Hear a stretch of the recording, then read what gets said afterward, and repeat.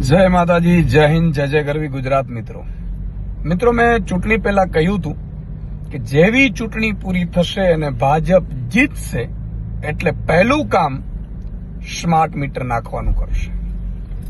અત્યારે શહેરોની સાથે સાથે ગામડાઓમાં પણ સ્માર્ટ મીટરો શરૂ કરી દેવામાં આવ્યા છે. ઘણી જગ્યાએથી વિરોધ થઈ રહ્યો છે, લોકો વિરોધ કરી રહ્યા છે સ્માર્ટ મીટરનો. તમે વિચાર કરો કે વાત કરી હતી સ્માર્ટ સ્કૂલ અને સ્માર્ટ હોસ્પિટલની, સ્માર્ટ મીટરની તો ક્યારે વાત જ નહોતી.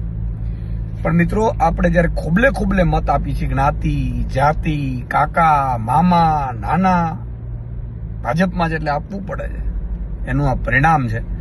અને હાલત જુઓ કે અત્યારે આપણા માટે આપણા જે વ્યક્તિઓ મત માંગવા આવ્યા હતા, મામા હોય, કાકા હોય, નાના હોય, ટિકિટ લઈને ધારાસભ્ય, સાંસદ બન્યા, એ બોલવાની હિંમત સુધા નથી, તાકાત સુધા નથી.